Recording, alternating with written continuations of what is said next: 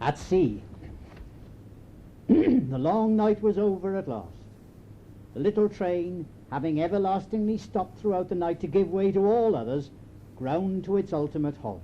Weary airmen rubbed their eyes. Where were they?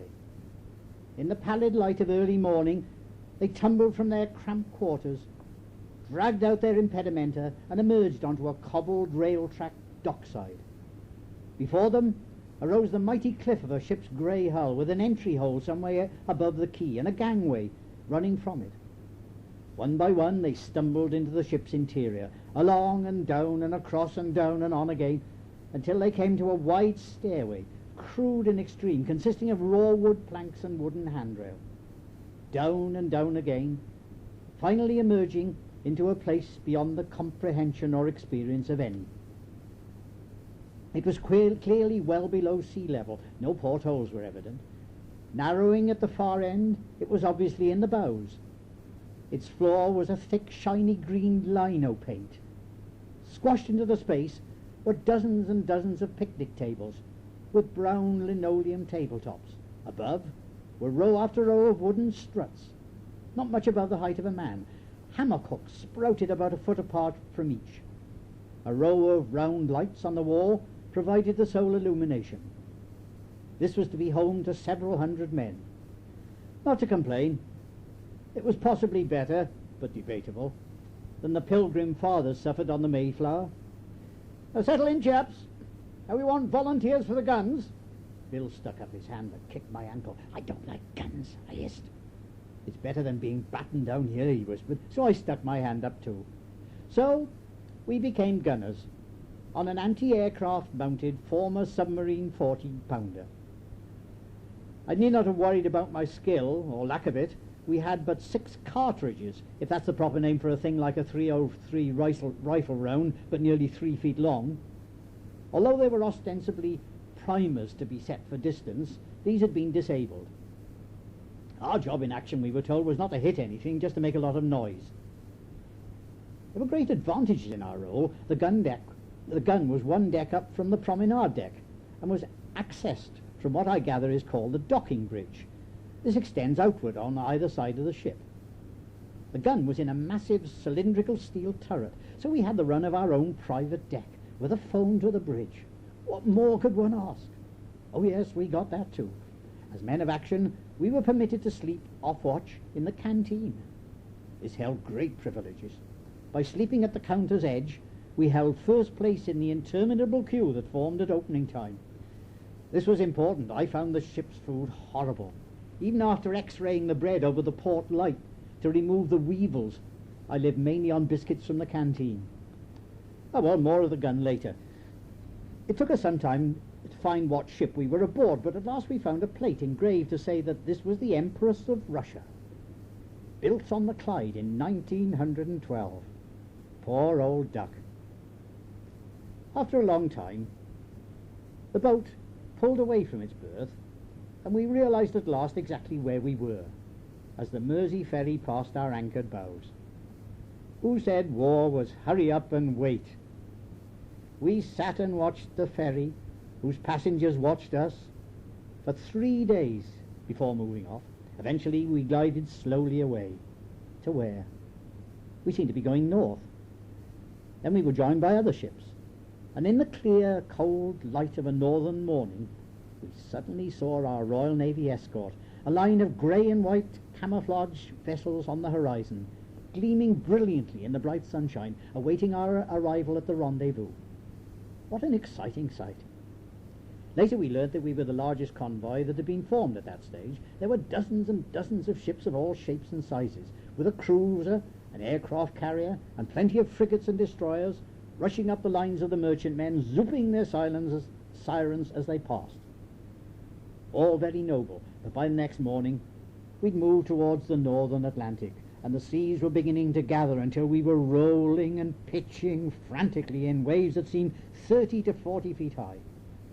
Our convoy neighbour, a little old P&O boat with a smokestack like the Rocket, continually disappeared from sight behind enormous cliffs of white-top water.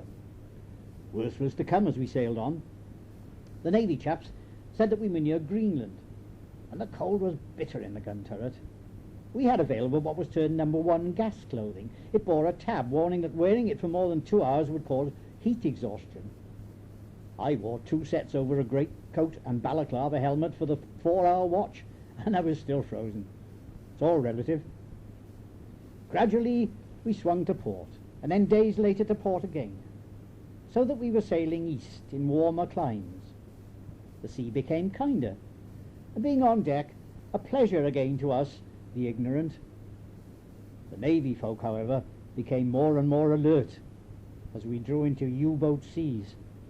I saw a great plane in the distance. The gunnery officer, a tough bearded chap, looked more terrified than any man I've ever seen as it slowly and distantly circled the convoy, doubtless reporting all it saw to the U-boat fleet. We were lucky that time, though. Nothing happened. After a few days, most of the ships of our convoy, including a number of naval vessels, peeled away, heading east. We continued on a southerly course. I gathered that we were about level with Gibraltar at that point, and that the departing ships were heading for the Mediterranean.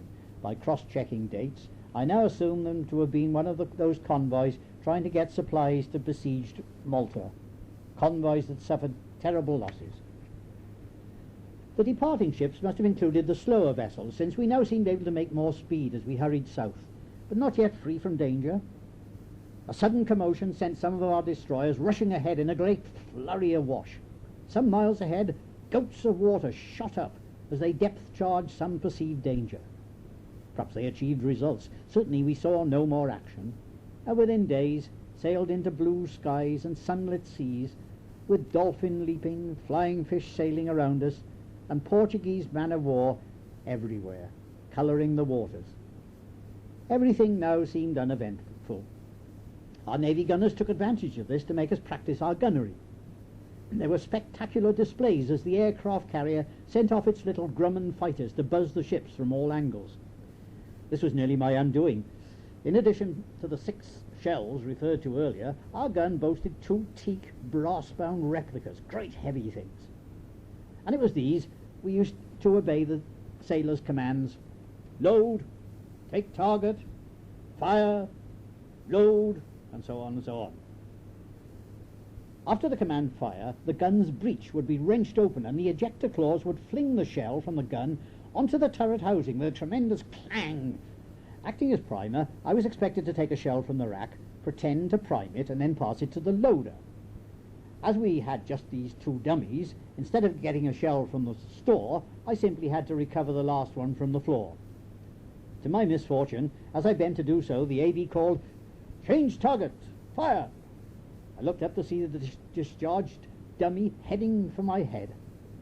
Thinking of the clang it had made, thoughts of crushing eggshells went through my mind, and I ducked as fast as I could, but not fast enough. The projectile caught me a glancing blow on the temple, knocking me out. I was carted off to sick bay. Fortunately, no great harm was done, but I can boast that I am the only serviceman to have nearly been killed by a blank round. In a way, I enjoyed the night watches. We used to collect a great billy can of hot tea from the officers' restaurant amidships. In the early hours, the cooks would be preparing breakfast and cutting the crust from the slices of toast. These were much prized, and we took loads back to the gun, along this narrow passage running to the stern. Not slopping the tea was an art. 3 hasty running steps, then left foot on the starboard wall, wait for the roll, 3 more running steps, then right foot on the port wall, and another pause. I became quite adept. That great stairway of 12-foot beams leading to our mess deck remains in my mind. It was a striking affair, and it occupying centre stage in full view of all, it had more than a passing resemblance to a stage set. Many scenes were enacted upon it. I well recall Chiefy, the flight sergeant, standing there demanding our attention. "Now, when the alarm goes, you'll drop what you're doing and go instantly to your boat stations. You won't rush in a panic. You'll go up these stairs one behind the other, like the silly lot of sheep you are." A momentary pause, then a loud "Bah!" taken up by all the rest, until "Bear, bah, meh," treble and bass resounded around the deck, forbidding any further comment from Chiefy. He was much liked. As they said in the RAF, he was a bastard, but a decent sort of bastard. All he could do was to try and hide his grin and depart.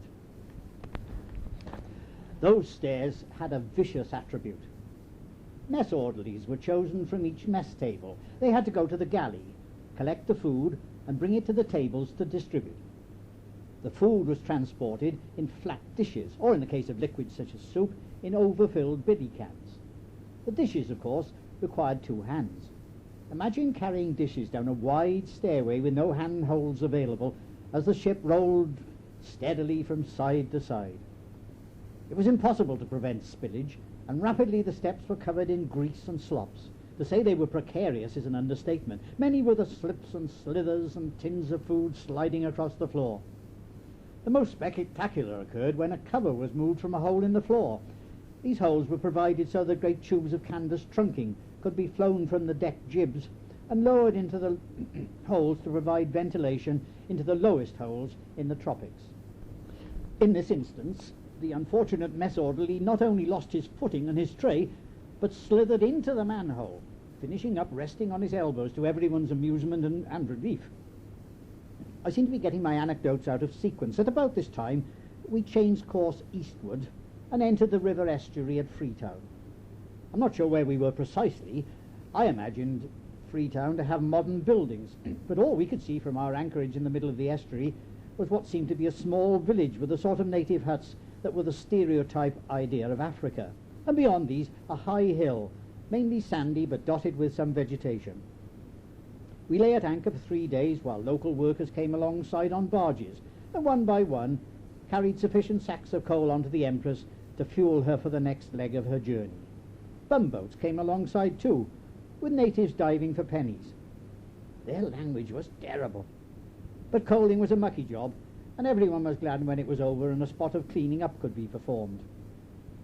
The sense of Africa pervaded the atmosphere, even though we were lying far out in the estuary, and the heat from this massive continent rolled over us constantly. Despite the coal and the heat, the air was remarkably clear, and I recall lying on our docking bridge at night and gazing up at the darkest black velvet sky I've ever seen, studded with thousands of brilliant stars, shining as they never did in England. It was a relief when we finally got underway and created our own cooling breeze. I suppose we'd all been accustomed to the seagoing routines by then, and there was an air of normality about our days. I remember little of the next week or so, except continuous blue seas and the sight of all that marine life.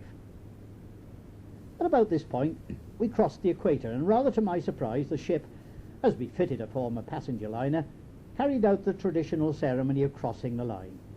Squadron notables were among those introduced to the court of Neptune, to be tipped ignominiously into the ship's swimming pool and shaved by Neptune's barbers and bears. I remember my emotional reaction to the event as peculiar. I suppose it would be a memorable event to board peacetime cruise passengers. For us, there'd been quite sufficient excitement and terror in the voyage, and this little exhibition attracted little attention. And I remember turning away, thinking it was pathetically trite.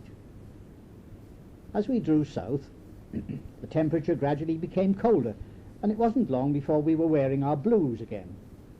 To our surprise, our escort and companions had left us. We sailed alone, at a good pace through friendly seas, although at some point off South Africa we were joined by a sloop. Just a friendly gesture, I presume. The only other incident of note that I recall was rounding the Cape of Good Hope, not too many miles offshore. Photographs I had seen of the flat Cape Mountain assumed reality. We gazed at Cape Town for what seemed ages across a sea that had turned unfriendly once again, although after the Atlantic only a bit choppy. And so, after what seemed a short time, we came to Durban, a welcome sight of civilization, with its palm trees, seafront, and skyscraper blocks that we gazed on with relief in our heart as the ship slid slowly to its berth. Although this was to be the first time we set foot on African soil, it all had a familiar and friendly look, and we longed to get ashore. I don't think anyone spared a passing thought of regret at leaving the ship that had been our home for so many weeks. She was a fearful old wreck, really. Ill-equipped to carry troops and only able to do so because of a lash-up of structures to provide accommodation and toilet facilities that could only have been acceptable in the dire straits of war. We'd set out on our voyage from Liverpool on the 23rd of March, and we docked at Durban on the 26th of April. Mind, we hardly sailed as the crow flies, and probably not as fast.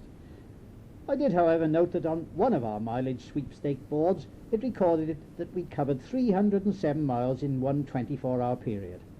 I don't know whether that's good or bad, but it seems a lot. Durban and Clarewood Camp.